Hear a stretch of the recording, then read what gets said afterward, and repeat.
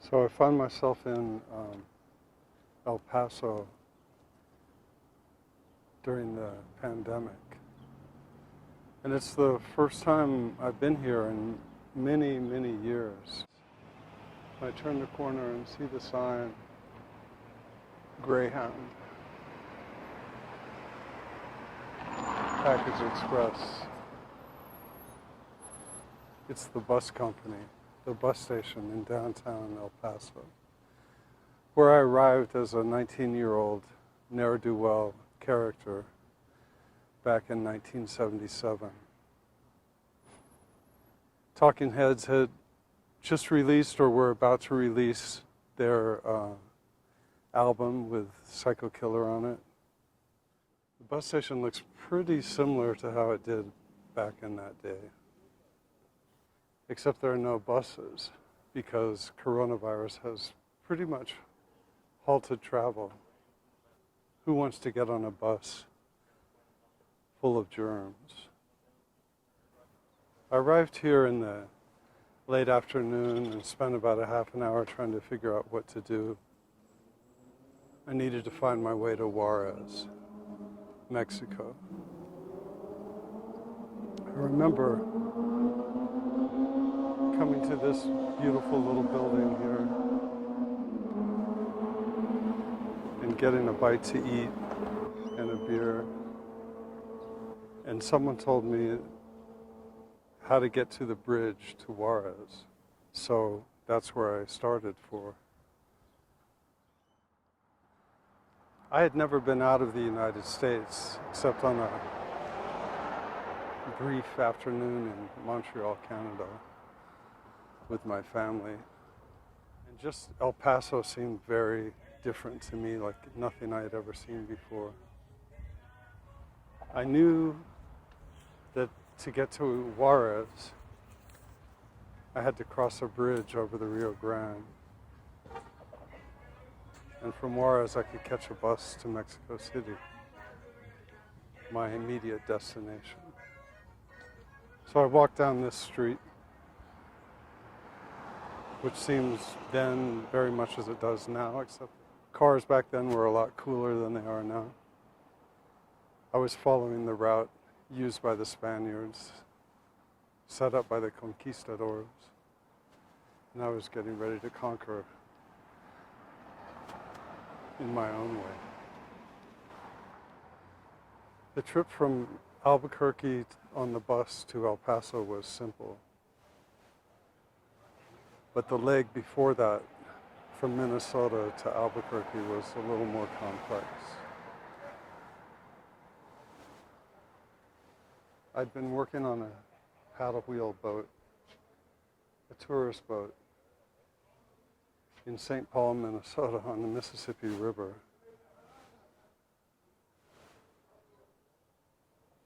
And I'd saved up a bunch of money. Well, a bunch for me back then was $1,500. And right before I was to leave, a guy that my father knew offered me his Fiat Spider convertible to drive to Grinnell, Iowa, where I'd gone to college. He wanted me to deliver that car there, and I would get a free ride to go visit my friends. So I drove down Interstate 35 in that car.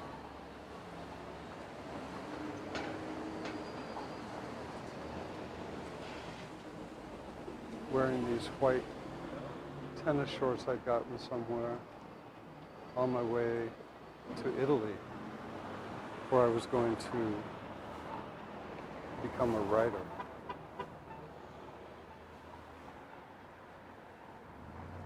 Just like Ernest Hemingway.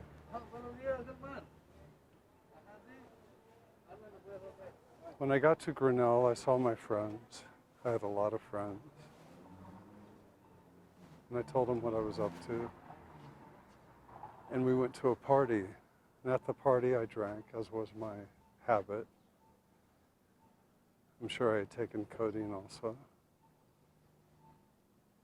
And someone handed me a Quaalude or two, and I took that or those. I'm not sure how many. And the last thing I remember of that evening was driving around on the country roads in Iowa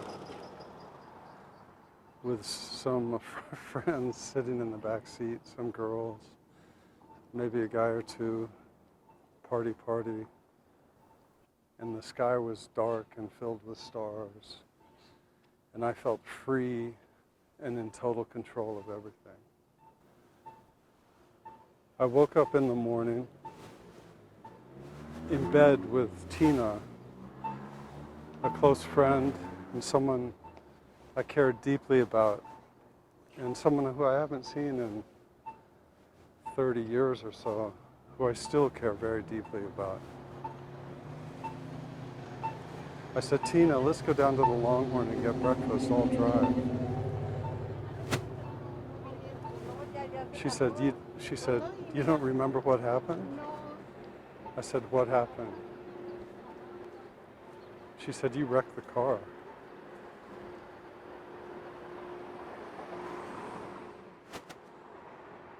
I went outside and looked at the Fiat Spider convertible that was the pride and joy of the person who had asked me to drive it to Iowa for him. And I'd thrown out the suspension. I had to give him $500 to cover his deductible and his insurance. And that left me with about $1,000, minus what I'd spent in Grinnell. I figured I didn't have enough money to fly to Italy. I had planned to hitchhike to New York and fly to Italy. It was pretty hard to take, to realize that my bad habits had potentially ruined my trip. I was walking around the town that day and I ran into a guy named Jimmy Garst. He was the heir to a seed corn fortune. Cargill or one of those companies, I'm not sure which, told me he'd just come back from Colombia. He said it was cheap there and wonderful. And by the way, there's tons of cocaine. And he handed me a book called the South American Handbook. And that book has actually been one of the biggest influences on my life in all the years since. So I decided, what the hell, I'm going to South America. And I headed out to the freeway with my little backpack with some clothes, a copy of Dubliners, and I think the Alexandria Quartets in a very small type. And I stuck out my thumb. The first people who picked me up were a pair of muskrat hunters. A couple, an older couple, very overweight, and they put me in the front seat. In the back were piles of muskrat pelts. They smelled of musk and fat and blood, and it was so disgusting, so hard to take. Fortunately, in Des Moines, they were headed one way and I was headed another. So I got out and stuck up my thumb again. Pretty soon, a red pickup pulled over with Michigan plates. Inside was a large man wearing a lumberjack jacket, also wore a hat.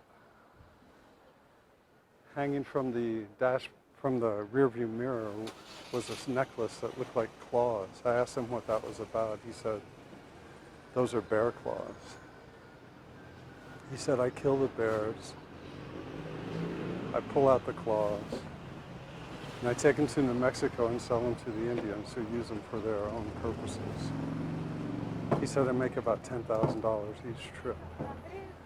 That was a fortune in 1971. It got dark and we drove, headed south and west. And suddenly he reached across the dash and grabbed this 12-inch buck knife while he was driving, and he held it right to my throat.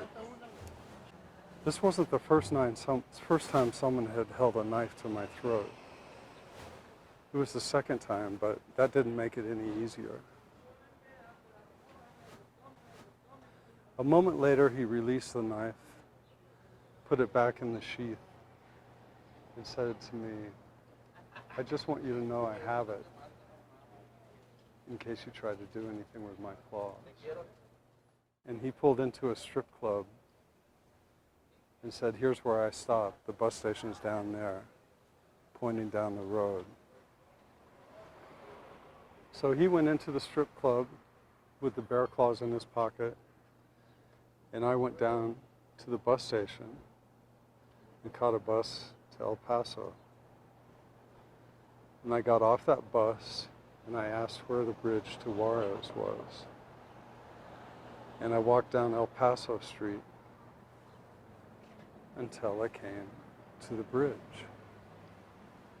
I walked over that bridge and into Mexico.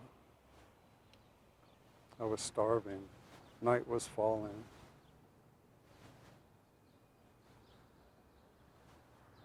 At that time, the bridge led into a different Mexico. It was a Mexico of coal fires, charcoal fires, tortillas being cooked everywhere around the bus station. And I went up to a vendor who had a big apparatus for cooking tacos. I don't even know if I'd ever had a real taco before. And I pointed to some of the meat that was around the edge of that, sizzling in the oil. And he said, "Cuánto?" And I held up 3 fingers. And he made the tortillas warm on the top. And then he put some of the meat inside. And then he put cilantro on top, and lemon or lime, and onion, and salsa, and put my 3 tacos on a piece of paper and handed it to me. And that was the most delicious meal I've ever had in my life.